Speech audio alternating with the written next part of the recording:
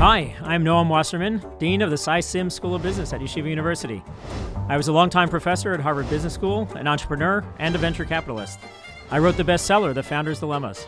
And I'm Charlie Harary. I've been working with companies for over 10 years. And that book, The Founder's Dilemmas, and the challenges faced by the 10,000 founders in it is the basis of this podcast. We are delving into the issues faced by startups to help you avoid the pitfalls that claim so many good companies. Let's get started. And welcome back. We had an incredible episode last time. Dean, we had the honor to have Itamar on, and he's back with us today. We began a story thinking that we'd go one episode. We started talking and said, you know what? We got a lot more to cover. And so we're back again. So Dean, why don't you pick us up where we left off, and we'll kick off Itamar again. Sure, absolutely. Thank you again, Itamar, for all your time, your wisdom, and your Torah-dic insights that you've been bringing throughout this. Let's step back to, you've decided you want to go and find a business. Let's get into, should you do it on your own? Or should you find someone else who's going to be a complement, who might be the way in which they're going to fill each other's holes and be able to support each other through what is typically not an easy process. And then also going it on your own versus having investors looking over your shoulder. Getting a search fund versus being constrained by what's going to come with having, from even before you buy the business, having investors in it. So talk about those two pieces of the go it alone versus involve others. So I will start by saying, Chazal say, Shlosha Shutvim Ba'adam, that there's always three partners in a person. There's God, and then there's each one of the parents, the father and the mother. And so there's three partners in creating a person. I would say that even if you're going it alone, there's still Shlosha Shutvim, there's three partners. There's God, there's your spouse, and there's yourself, assuming that you're married. And that's an important point, because God, you need the luck. At the end of the day, a lot of this is luck. And we'll talk about that maybe later on in the conversation of what I've seen in the community and how I've seen some businesses that I thought were amazing ended up being terrible, and some that were terrible ended up being amazing. And they're things you would not have known before you got involved in the business. So you need a lot of mazel. And you need Siyata D'Shmaya, the help of God. The second is you need your spouse's support if you're married, because it definitely is a roller coaster ride. And then the third is your effort on your end. So to your question of, do you do it alone or do you do it with a partner, ultimately from an equity perspective? So I want to share 2 to 3 anecdotes on this.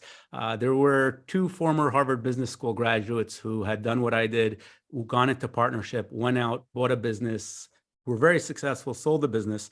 And while I was a student, I reached out to one of them to hear about how things were going, what they were planning to do. And so what came out from the conversation, it seemed like he was no longer with his partner.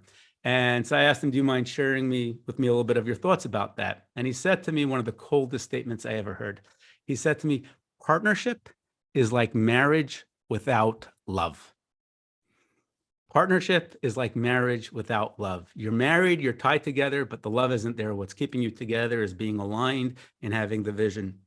And I could tell you that from what I've seen in the search fund community, I've seen a lot of people do it with partners, and at some point break off from their partners either during the search or post-acquisition, where it's hard to have a co-head CEO role, to have 2 people running the business, and one of the partners ultimately ends up not being a fit or wanting to do something else with themselves. On the other hand, King Solomon says, Tovim hashtaim mina achad. 2 is better than 1, because 1 supports the other. And there's no question about it that if you have the right partner, it is much, much better than being alone. It's a lonely journey, both in terms of running a business and in terms of searching for a business. There are ups and there are downs. And having somebody else that you could think with, who is in there with you, is extremely important. The Rambam says in Moreh Nevuchim, he says that a chaver, a good friend, he says, is acher shehu ata. It is somebody else who is you. And the idea there is that a good friend, a good partner, is somebody who, on the one hand, you could think together with, but on the other hand, you're still 2 different people and bringing different perspectives. So from the investor community, investors prefer partners much more than they do prefer solo searchers. And the reason is because the success rate is much higher. As an entrepreneur, on the other hand, you are now sharing your equity with somebody else. And now you have somebody else that you have to hope that you will operate with both during the search and during the operation. And what I've seen in some of the partnership searches is that you end up with one partner who's working their head off, who's maybe living at the business, one partner's remote, doing sales and marketing and living a very different life. And there can be feelings of unfairness, very much like Lavan and Yaakov ended up having along the way of, hey, why are you getting this percentage? Did you really earn it? And so my recommendation would be that there's no right or wrong answer. I think from my perspective, if I had met somebody who I wanted to be my partner, I think I would have seriously considered it. At the same time, there wasn't anybody that I felt like, oh, I'm dying to run this business with you. Also, knowing that I had a small young family and I might pick up and move anywhere in the country, but only to a place that had a Jewish community, it also put me in an interesting position where, who would I be searching with? For somebody who didn't have that requirement, they'd move to the middle of Texas. And on the other hand, for somebody who did that requirement, they may not want to move to the community that I was willing to move to. So for me, I don't think having a partner was an option. I think that, one of my partners has a saying that people say they want a partner because it's lonely. And they say, well, if you're lonely, then go buy a dog. You don't need a partner. And so I think it really is a question of not should you have a partner, but a question of do you have a partner? If you have somebody you think would make a good partner, sure, it could be a tremendous strength. If you don't have that person, I wouldn't necessarily spend the time going and looking for it. With the additional complication that when you know what the business is going to be, you can figure out what your hole is and find a partner for it. If at the beginning of the search, it is wide open, it is unconstrained, then it's a lot tougher to be able to even figure out where's my complement, where's my hole, where's the person that might be able to fill it. Yeah, and thank you. If I may add on that to that point exactly, as the business matures, you could bring in people who fill in the hole and you don't have to give them equity. So one of the biggest changes that we've done at my business in the last 5 years is I brought in somebody who I consider to be my equal in terms of intellectual powerhouse, capability, motivation, drive. And he's tremendously helped me change the business. He's not my partner from an equity perspective, but we really do act with one another like partners. It was an extremely expensive hire for the business. At the same time, he has brought tremendous energy and perspective to the business and has a much stronger operational background than I do, and has actually helped take over the running in the business so that way I could focus on working on the business. And that is something that you could do later on once you have an appreciation of where your holes are and where you could bring in talent from the outside to fill that in. I think that's the most attractive part of this game. And I'll explain why, which I think that people are scared to do things they're not naturally good at, not knowing that they really can do more.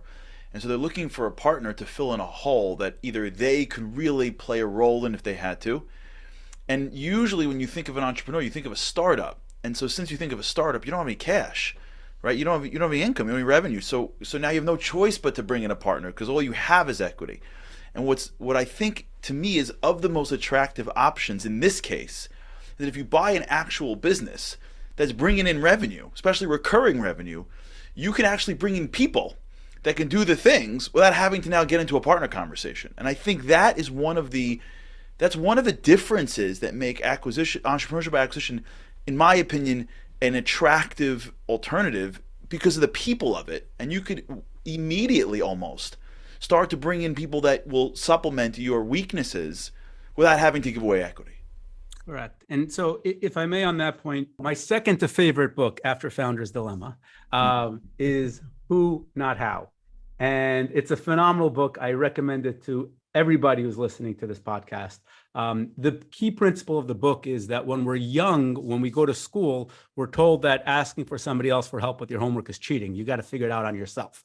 And we kind of learn that mentality of, I got to figure out how to solve this.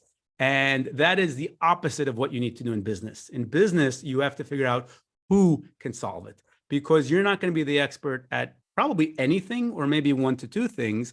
And the beauty of the world is that you can get any talent for money so long as you have the money to pay for it. And so the key is who, not how. It's not to ask, how will I grow scale? It's to ask, who do I bring in to grow sales? Not how do I operate it? Who do I bring in to help me operate the business? You could fill in those holes, especially in existing business with cash flow in order to help scale the business. So to your point, Charlie, 100%, that is very much part of the beauty of buying a business. And especially, I would add today that the world has become so much more remote. Last night, I was on the phone with the Philippines to hire a senior IT manager because I spend a lot of time on IT and my VP does.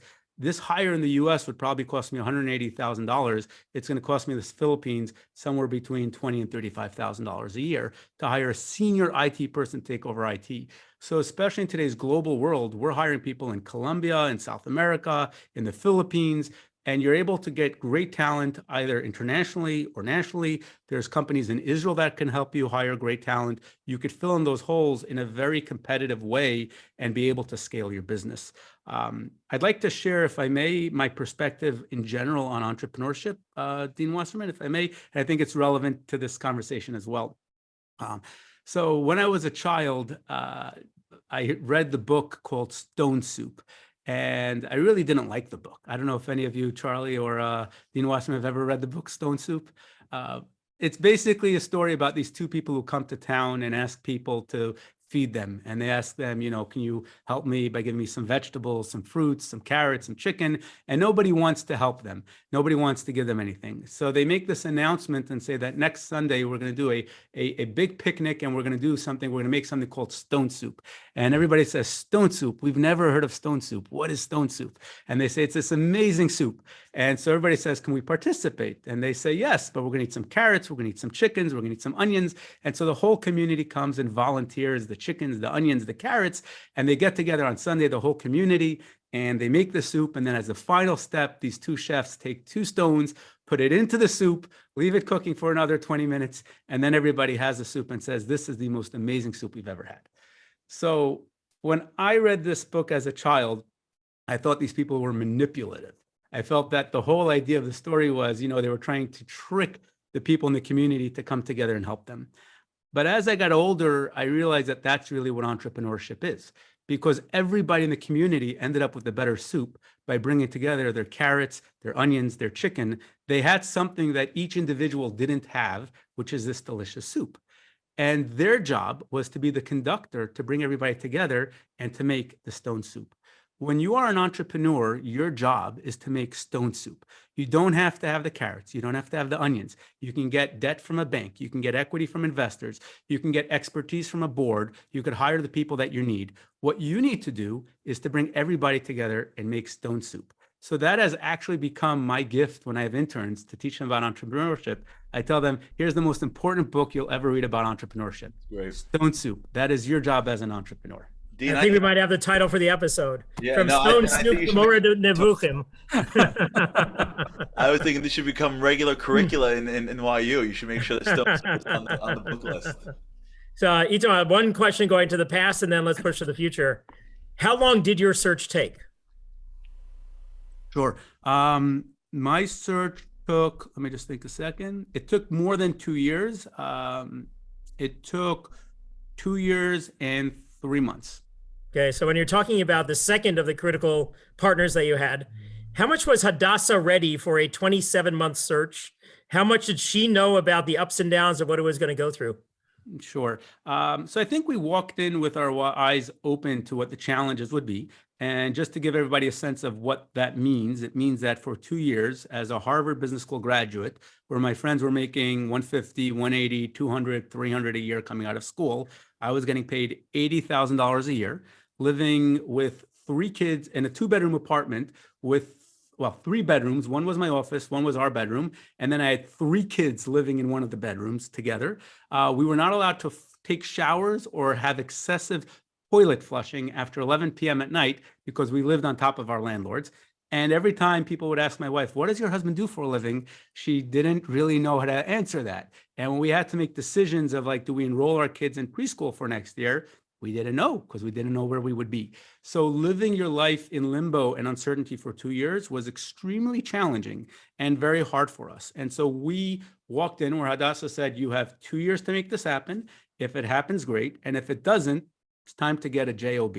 And so it created a tremendous amount of pressure to get things done at the end of 2 years. And I think that's part of the reason why it takes 2 years to get a search done is because in the first year, you're really just learning how to do it and you're learning what a good business looks like. And in the second year, you're feeling the pressure of, I got to get this done. And you're willing to compromise and to acquire businesses that maybe earlier in the career you would have passed over because they weren't perfect. At the end of the day, it's called having hair on a deal. That's a technical term, but in the M&A world, they call it that the deal has hair. It means that there's something that's not great about it. It's, fruits that have blemishes on it. Every business has hair on it. And part of what you learn in the process is what hair is appropriate, what hair isn't. So your question was, how much were we ready for it? The answer is, it was hard. The answer is that basically we were at the point where, candidly, if we had not closed on Rose, I would have shut down my search fund and been one of the 33% statistic that don't end up closing on a business. And it was around Sukkot's time of the year where I had 3 businesses that I was looking at getting under LOI. And we didn't know, we were having conversations, are we going to live in South Jersey, in Dallas, Texas, or in San Jose, California? We were in negotiation with all 3 business owners. One was the business in Texas where they went with another buyer. The business in Southern New Jersey, the owner decided not to sell because one of their partners said, no, we can get more money. So your competition status quo.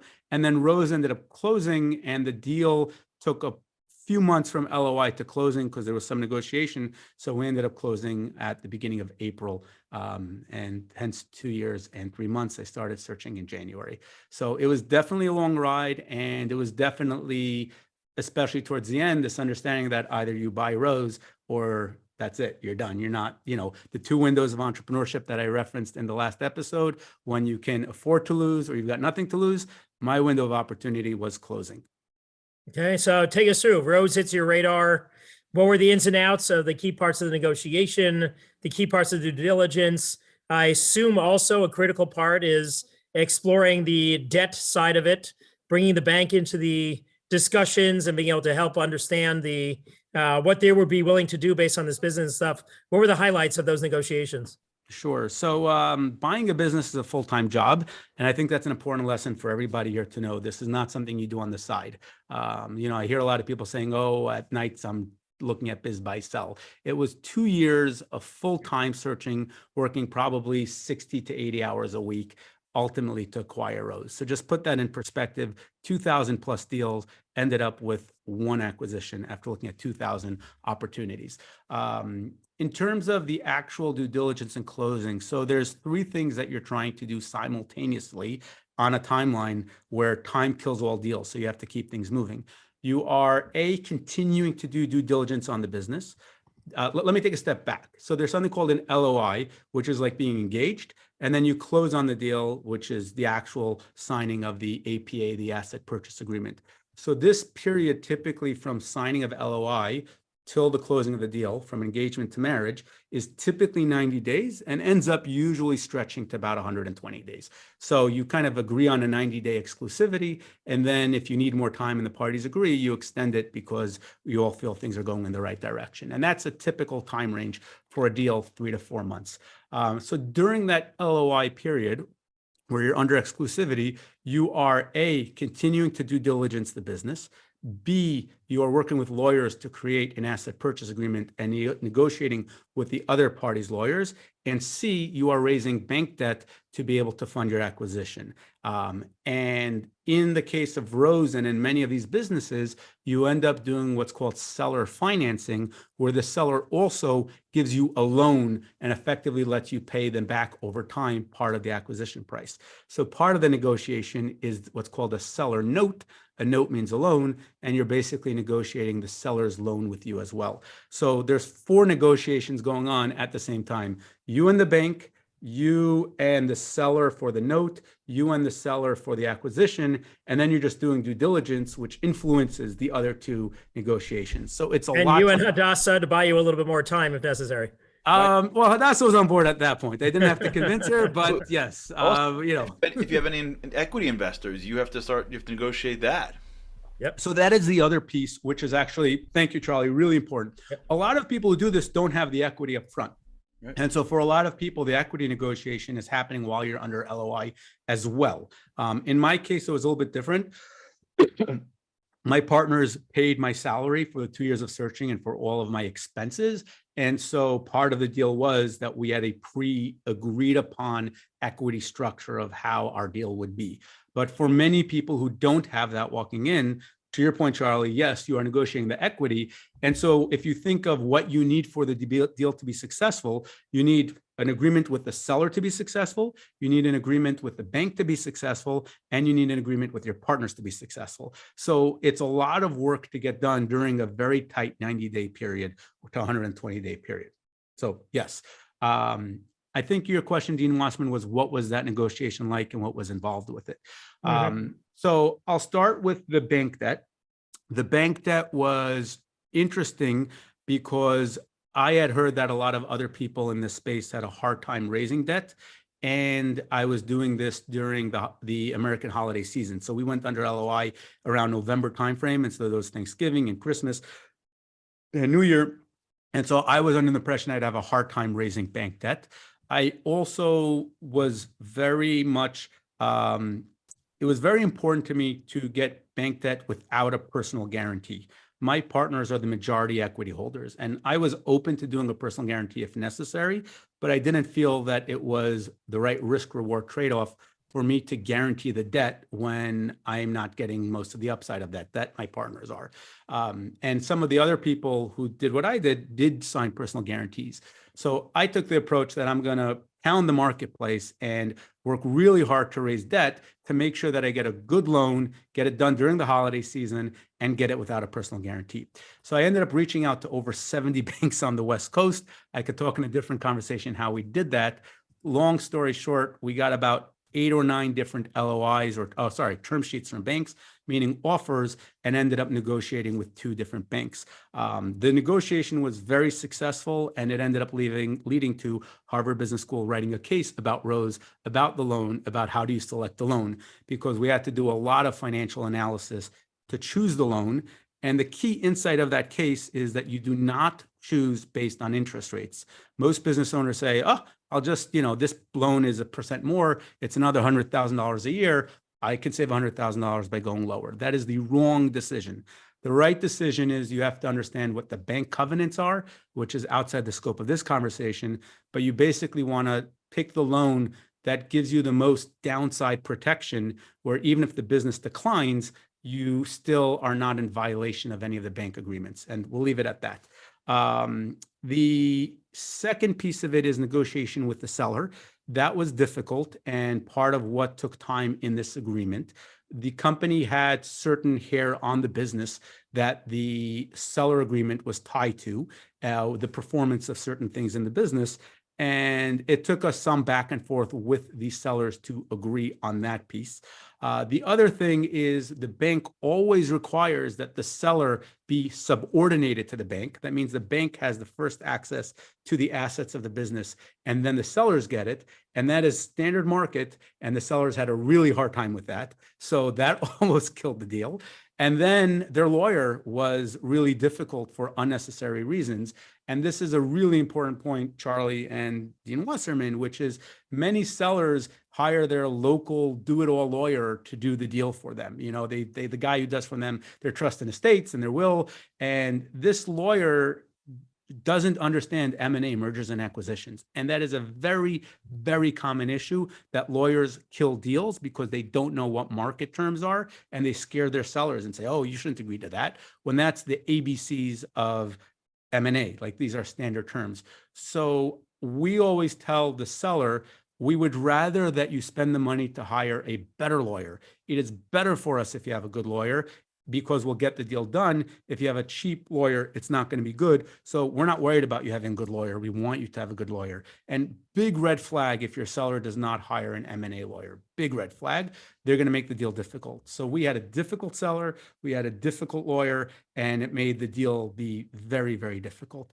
I said in the previous podcast that part of what you're looking for is a motivated seller, somebody who wants to get the deal done.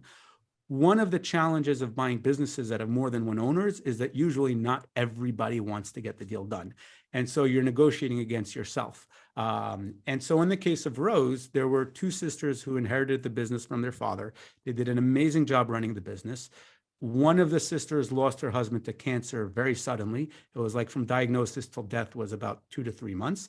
And she came to the decision that, okay, I've made my money. Life is more important things in it. I don't need to be here working anymore. The other owner needed her sister to run the business because her sister was really the COO of the business. And once her sister wanted to sell, she had to sell. But if her sister hadn't wanted to sell, she would have stayed with the business forever. She would have gone out feast first, which is often the case in these small businesses.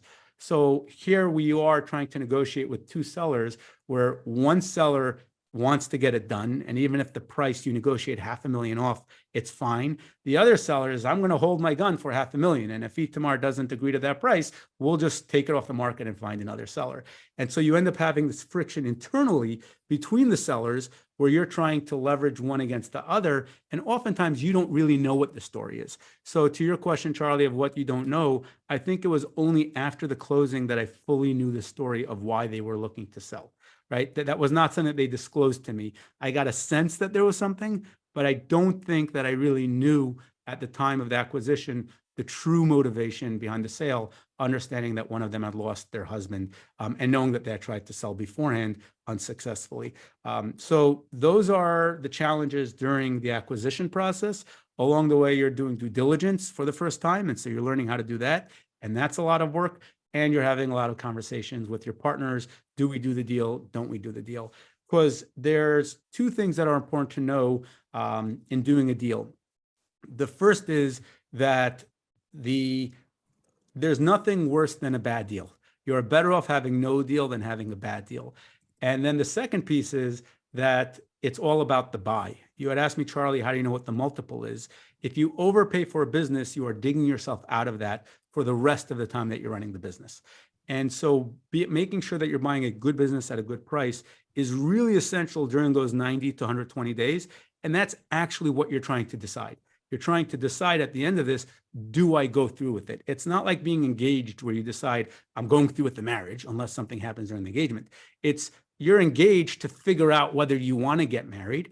And now you're spending the time really getting to know the other business as good as you can, because most business owners won't let you in, won't let them talk to the other employees. They don't want to know what's on the marketplace. I came to Rose, I think, once when they were operating, and that was it for about 10 minutes, right? There was no real time to walk through the business and really understand it. And so during the due diligence, you're doing the best that you can to both understand, do you want to marry to buy this business? And is the price, is it worth what you think it is? And very often in the due diligence process, you discover it is a good business. There's more here than you thought. And therefore the price probably isn't what you went into the deal with. And now you're negotiating price with the seller. And it's pretty contentious because their alternative is not to do the deal. And your alternative is, I have to get a JOB, right? So you're asking yourself, well, am I willing to overpay $300,000 so that this ends up being what I do? Because in the long run, from my, DSF calculation, from my financial model, I'll be fine anyway. But you have to make sure that you're disciplined about not overpaying for the business, and you have to be willing to walk away. And we had another deal that I had under LOI a year earlier, where through due diligence, we discovered that the business was worth a lot less than we thought, and we walked away from the deal. Okay, no, lots of great gems. Thank you throughout all of this. Final question to have everyone else benefit from the tuition bill that you've paid on the way to getting these lessons. What is the number one thing that in retrospect you would have done differently? Or if you were to go and do another search, another entrepreneurship by acquisition process and things like that, what's the biggest thing that you would change if you were to do it again? Yeah. So I have a friend of mine who's bought a business and been very successful. And when you ask her that question, her first answer is, don't do it. But that's just because it is a very hard search process. And she's very happy and successful with her business. And she still tells people, I would say, be cautious in making this decision. So I don't regret doing it. I would say that the search process was my PhD. Like Harvard Business School was my MBA. The search process was my PhD in business. You learn so much by looking at businesses. I have to say, as hard as it was actually extremely enjoyable and a great learning process and exciting. In terms of things I would do differently, I think the biggest thing is to understand that the search process is a learning process. And in the first year, you're just not going to know what is a good business as much as you think you know what a good business is. And so what's really important is to just get out there and do it and not to spend time overthinking about it.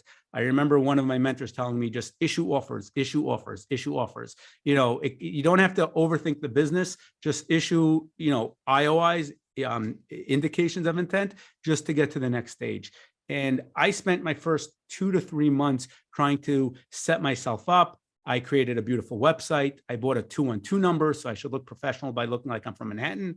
And then it took me a month to transfer that number, so I couldn't print business cards. And so I couldn't go out to people and start sourcing deals because I didn't have a phone number. So I wasted a month and a half trying to just get a 212 number to look more professional. That was all a waste of time. And in retrospect, when you think of the fact that you think you have 2 years, but you really don't have 2 years, you have 1 year, which is year 2, and your first year is learning. So if you waste 2 to 3 months to start that learning process, you're actually wasting 2 to 3 of your second year. So you're wasting 25% of the time that you have to really acquire business. That is what 2 to 3 months is. It's 25% of your time. So when I look back at it, I really feel like I wasted 25% of my time building a website, getting a phone number, making sure everything looked professional versus just get a number, get a business card made at Staples, and day 2, just go out there and do it even without a website. Just buy a domain and build a website in parallel. I wanted to get it set up first, and that was a mistake and an expensive mistake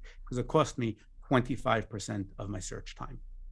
Okay, terrific. Well, behatzlacha on both the personal and the professional. You've hit on both of those throughout this. Thank you for the insights that are impactful on both of those sides. Thank you. If I may just also add a thank you to both of you, and especially to Dean Wasserman, who is my Rebbe as well, both in Torah and in entrepreneurship.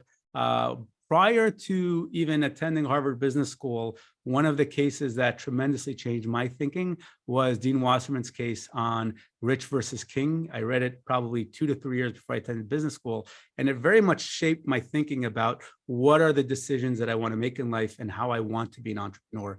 And so I would just encourage all of you, it's like a few pages. It's a great case. I know it's part of your book as well. And it's such an important lesson in life to really be focused on what do you want to get out of it? What is important to you? And I want to thank Dean Wasserman because that case is actually one of the cases that tremendously framed my thinking along with the classes that I attended from you at Harvard Business School. So thank you very much, Dean Wasserman. And thank you, Charlie. Great to see everybody. I just want to thank you so much. This is a great area that people can explore further. But we thank you for opening up our eyes to it, and there's so much here. And so thank you so much for joining us. And for those who have questions for Itamar or for us, foundersdilemmaspodcast@gmail.com. We'll get them over to him. And thank you for joining us, Itamar. Continued success in all of your ventures and the business. And we look forward to next. We have another incredible guest coming up on our next episode. So stay tuned for what's next, and we'll continue plowing along with our Founders Dilemmas podcast. Thanks for joining us, and we'll see you next time.